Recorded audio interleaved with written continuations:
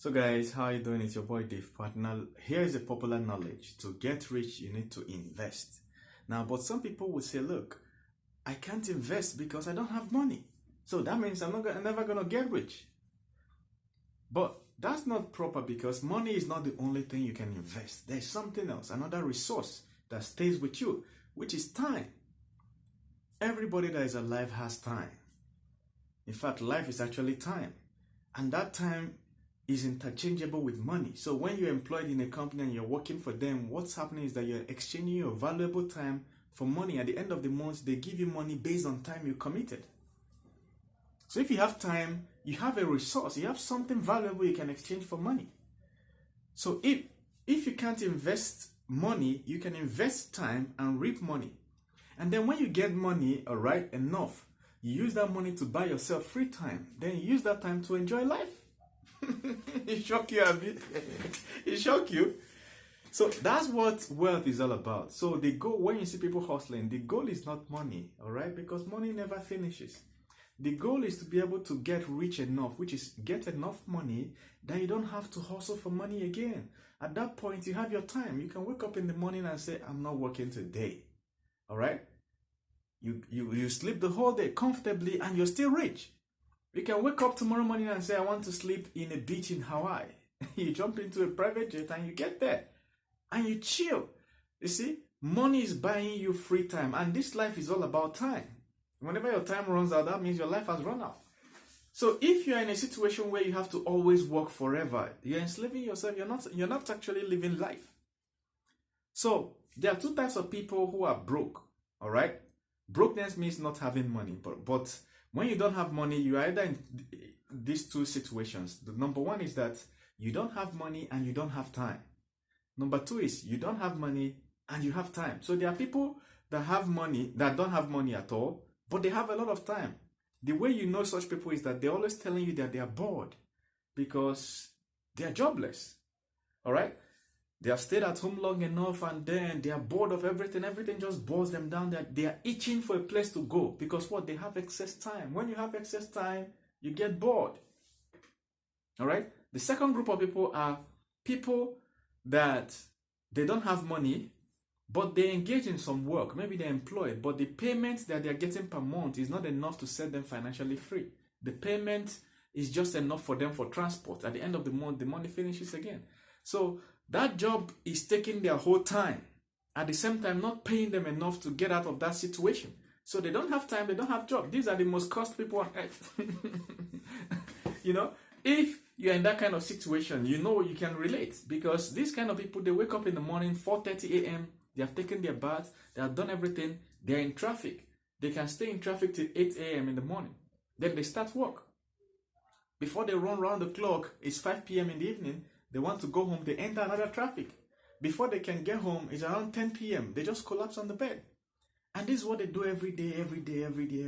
Some are even made to work on Saturdays by their bosses. So this guy is broke, but he doesn't have enough money. He doesn't have enough money, he doesn't have enough time. So how is he going to get out of that situation? I'm going to give you a tip. But don't forget to subscribe, okay? And share this video. Now look, if you're in such a situation, you need to start looking for how can you carve out time, because it's easier for you to carve out time. You can then invest that time than money. All right?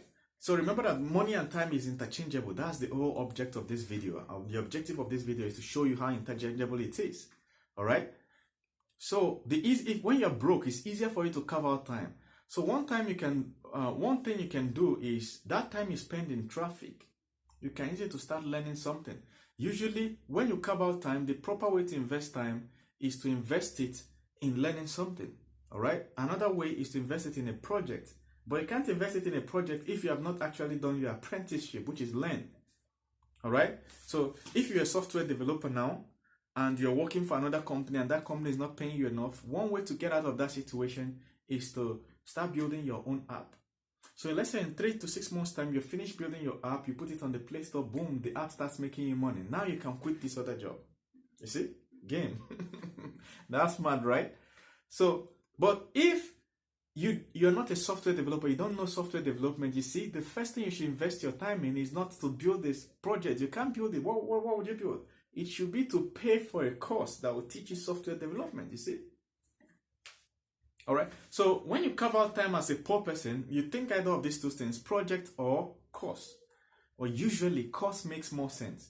Because when you're investing in a project, if you don't have enough money to push that project, the project will fail. No matter how amazing it is, the project will fail because you don't have enough finances to take it to the customer.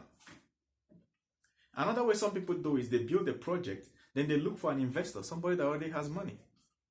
So, but all these things involve what? You have to have the know-how.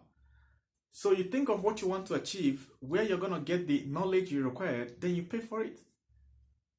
I remember when I used to learn Forex those days. So I made a deal. After work, there is somebody that knows Forex that doesn't know software development. I know software development, he doesn't know Forex. I don't know Forex. So we made a deal. We'll meet 1 hour every evening after work. So I used 30 minutes to teach him software development. He uses 30 minutes to teach me Forex. Smart. It shock you, Abby. It shock you. You understand? That's we're not paying each other. But that's smart. Anybody can sign this kind of deal any day, anytime. So any work you're doing that is gulping your whole time, you start thinking of how do you carve out time. All right? One time could be in traffic. You can use your phone in traffic to start learning. You can use your phone in traffic to start running a YouTube channel. Every time you're in traffic, that's when you edit the videos. You use your phone. Go check my site. I have courses on that. You use your phone to edit videos, then you upload. Every day you're coming to work. Before you do it for 6 months, every day for 6 months, do you know how many videos you have on YouTube? You know, YouTube will start paying you. You'll be able to quit that job. If you're a writer, a blogger, traffic time is time to blog. You enter traffic, you're blogging. Before you do it 3-4 days, your brain will get into the mood of coming up with ideas while you're in traffic. The whole idea concept is find a field, a project, or a course to invest your time in. So the moment you start investing that traffic time, you have already carved out time and you're investing it. You are like somebody investing money. You manage your investments. You understand? You get a sheet of paper. How many articles are you able to write per traffic time? And what do you do in the traffic time in the evenings? Maybe that's when you study the article you write the next day. This, that. How much is each article making you now? How much will it make you tomorrow? This, that. What's the estimated? Take your time as an investment, as a seed investment, the way rich people use their money as investment. All right? So the next kind of people are the people we described earlier that they have a lot of time, but they don't have money. So if you have a lot of time, you're blessed because you're already like somebody really living the rich life. That's what the rich work for. So when you see people working hard, like all these Dangote, the rich people, the reason they are putting in so much effort is so that they can buy free time. That free time means that they can be anywhere in the world they want to and do anything they want to. When they're working voluntarily. You understand? That work is part of their hobby. They're not doing it because they need money. Which money? when you want $35 billion. You get? There are people like Bill Gates that retired at 50. They say they don't want to work again, all right? They just want to travel the world and do philanthropy. So there are a lot of people like that. You understand? So if you're broke and you have a lot of time, you're already blessed in a way. The only thing remaining is, the only problem is that it's just 50% of the blessing. You have a lot of time, but you don't have money. That means that your time is on borrow. You're running, you are treading on the edge.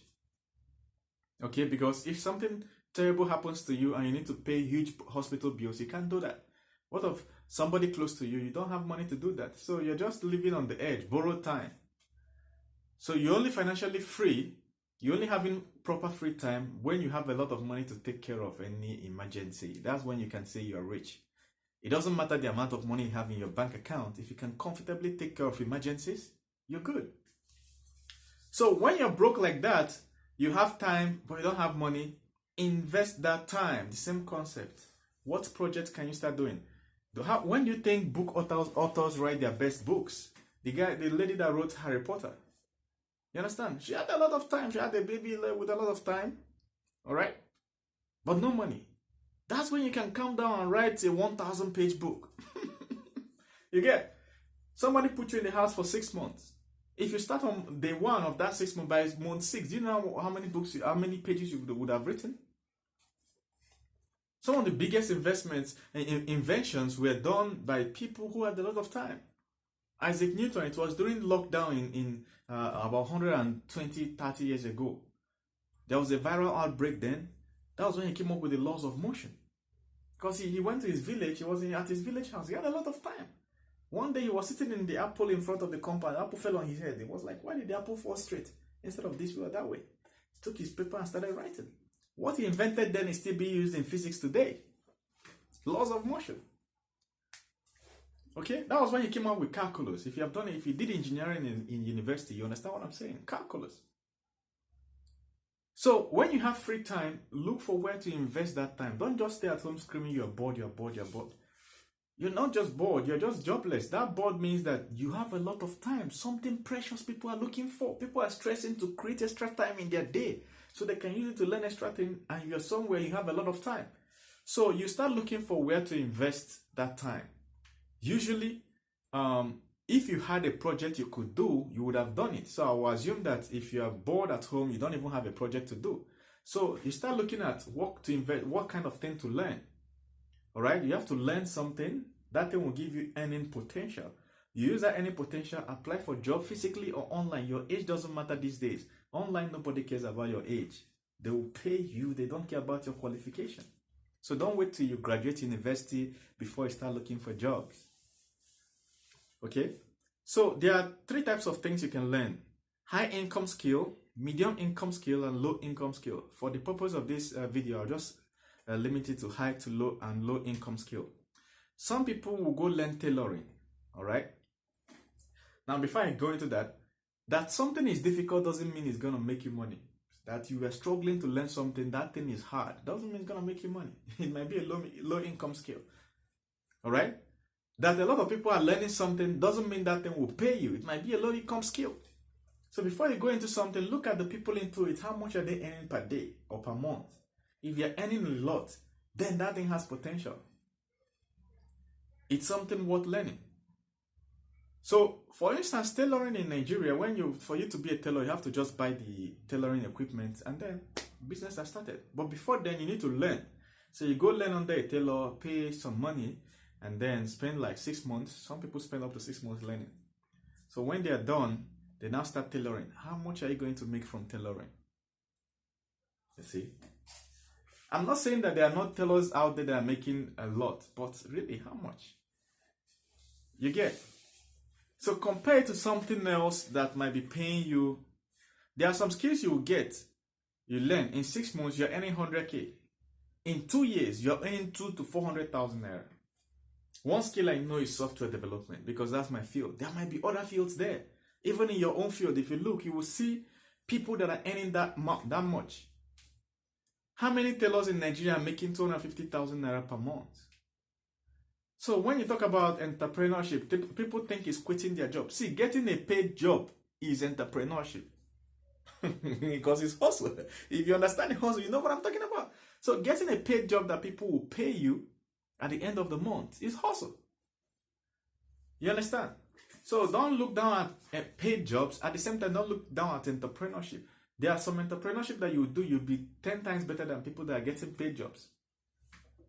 So bottom line, when you're looking for something to learn, look for something that can really pay you. For instance, I could go learn being a conductor, bus conductor. It's hard. You understand? At the end of the day, how much will it pay you? You get? So when you're learning something, look for a high income skill. It might be tough, all right? But once you're done, your income will skyrocket. All right, guys, I hope I made a lot of sense. And I know many people might take offense when I talk about tailoring, but I mean, the truth is the truth, right? Okay.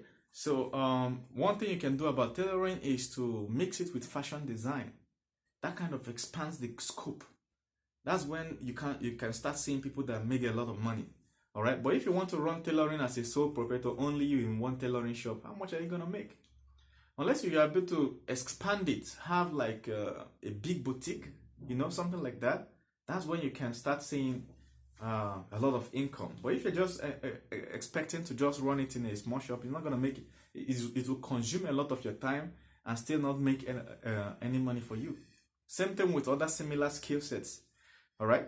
So look for a way to take something, expand it, and make a lot of money from it, or look for something that's already making a lot of money for people. Calm down, go through the process, and learn it. All right. Thank you very much, guys. See you. Don't forget to subscribe, and see you. I'll drop some links in the comment section. You follow it and see if you can watch my other videos.